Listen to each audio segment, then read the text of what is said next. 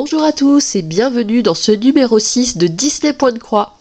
Alors j'ai reçu un nouveau colis de chez Hachette la semaine dernière. Je n'ai pas reçu le cadeau encore qui était censé arriver avec mon deuxième ou troisième envoi, je crois que c'est deuxième envoi, pour cause de rupture de stock. Donc j'attends encore et toujours les cadeaux. Mais par contre j'ai reçu le premier cadeau qui ne m'avait pas été envoyé. Et je vous propose de le découvrir ensemble. Donc c'est un petit set voilà, de 2 points de croix dans une petite boîte avec marqué Disney Cross Stitch, Disney Point de Croix. Le petit kit franchement est propre, ça permet de ranger tous ces outils au même endroit, donc c'est plutôt sympathique. Dedans vous avez 4 enfils aiguilles, donc voilà, les vieux enfils aiguilles tels que je connaissais. Et plus récemment j'avais découvert ceux-là qu'on a assez souvent dans des kits de points de croix voilà, asiatiques. Donc, ma foi, vous ne manquez pas d'enfil aiguille. Bon, après, ceux-là, ils peuvent assez facilement casser, donc c'est pas plus mal d'en avoir de rechange. Le dé, donc personnellement, je ne m'en sers jamais pour broder, surtout que souvent, enfin voilà, ça fait pas spécialement mal aux doigts, vu que les trous sont déjà percés dans la toile. Donc ça, je trouve ça un petit peu inutile pour le coup. On a une réserve d'aiguilles, ils se sont pas payés notre tête, on a vraiment une grosse quantité d'aiguilles. Ça sert toujours, ça va assez vite de perdre une aiguille, donc ma foi, on a un bon stock. On a un outil que je voulais m'acheter, parce que vous avez pu voir que mes ciseaux coupaient extrêmement mal. Donc c'est un petit coupe-fil comme ça. Hop, je voulais essayer justement ces tout petits coupe-fils, voir si c'était pratique à utiliser dans le temps. Donc je me le garde de côté, ça va être l'occasion, surtout que mes ciseaux, encore une fois, ne coupaient pas. Et nous avons un découvite, ça j'en ai déjà au moins 2. C'est assez utile dès que vous avez fait une bourde. Alors moi personnellement en point de croix j'essaye de récupérer mon fil si j'ai pas des trop grandes longueurs de fil à récupérer. J'avais essayé une fois au découvite et j'ai galéré à enlever franchement tous les petits morceaux de fil. Donc voilà, c'est très utile en couture un découvite, mais pour le coup pour du point de croix je préfère tirer mon fil point après point, même si c'est un petit peu plus laborieux. Donc voilà, ma foi, ce petit kit est bien utile. On découvre ensuite le magazine, donc on a à nouveau 2 échevettes que je vais mettre sur des petits cartons bien sûr. Hop, alors on continue. Baloo et Mowgli, ça va être tout le contour dont j'ai eu des échos comme quoi il était très compliqué à faire. Donc on va voir ça, je pense que la difficulté vient du fait que le visage clairement il est tout petit et il faut faire pas mal de points. Très franchement d'ailleurs dans les cheveux effectivement on voit pas trop ce qui se passe, c'est pas très clair. Mais bon, on va essayer de voir ça et puis... Ah non, d'accord, dans les cheveux, en fait, il se passe rien du tout, c'est le noir des points. Effectivement, ça va pas être simple, cette histoire, mais on va essayer de bien regarder. Ensuite, nous avons un projet avec un tablier, une seule bouchée, donc Blanche-Neige. Oh, le petit visuel est sympathique. Nous avons ensuite l'heure du thé. Hop là, je le remonte un peu, vous verrez mieux, avec Zip. Personnellement, j'aime beaucoup ma tasse de thé. Je sais pas ce qu'il y a marqué dans la partie bleue. Ah, vous êtes ma tasse de thé. Après, il faut trouver par contre les dessous de verre comme ça, voilà, pour pouvoir insérer un visuel. Il faudrait que je farfouille sur internet si je trouve ça. Ici, nous avons une trousse. Il en faut peu pour être heureux. Je pense que, vu la galère qu'on a eu à broder déjà ça, je sais pas s'il y a beaucoup de gens qui vont se repayer une deuxième galère. Bon, celui-là est moins compliqué parce qu'il y a très peu de points arrière. Vous avez juste les sourcils et les 3 petits brins dans la chevelure de Mowgli. Ça reste basique. Ensuite, on a des visuels, encore une fois très jolis, avec juste le reproche que je fais, c'est dommage que ce soit perforé. Ce serait plus sympathique, voilà, de pouvoir le mettre sous verre. Nous avons un cadre jungle, le roi lion, et un alphabet.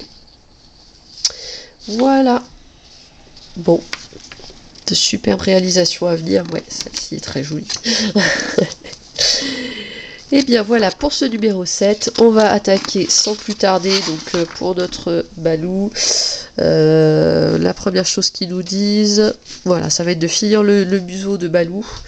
Ensuite, on va s'attaquer. Alors, eux, ils font d'abord le contour, ils font ensuite le cadre. Personnellement, du coup, je trouve que le fond et le cadre passent par-dessus. Ah oui, ils font le fond d'abord. Le fond d'abord. Mais en fait, vous voyez, au niveau du pied, du coup, bah, ça passe un peu au-dessus du contour. Donc, le contour, je le fais en dernier. Je vais faire d'abord le sol, enfin, le museau, hein, le sol, le cadre, et en dernier, je terminerai par le contour.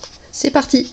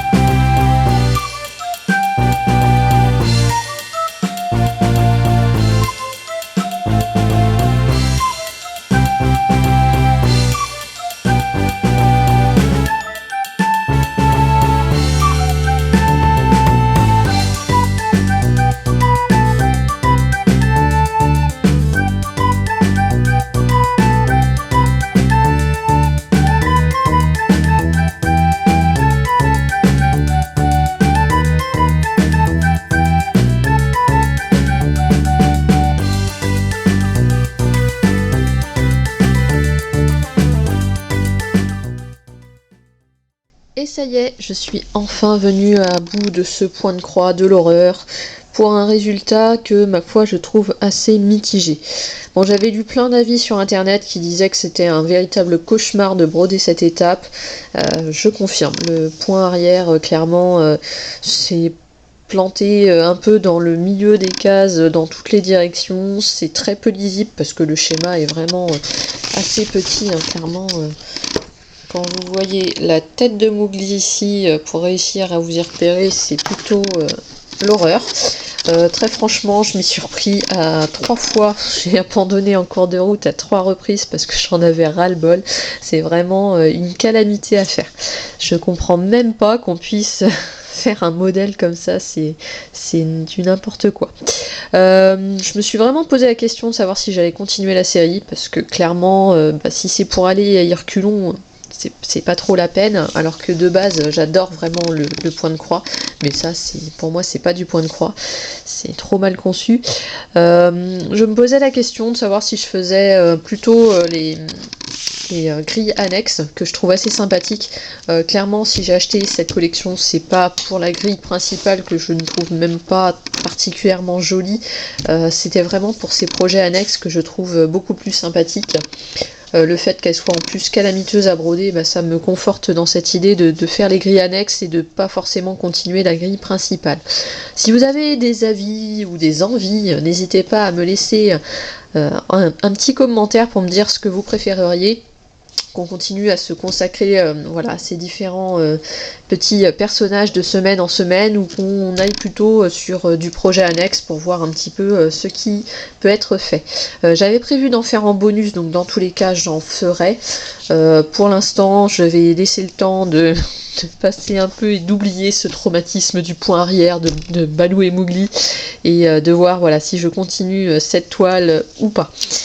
Voilà, c'est tout pour cette semaine, et je vous donne rendez-vous la semaine prochaine pour la suite de cette toile, ou dans tous les cas la suite de la collection, à feuilleter ensemble et à faire des projets.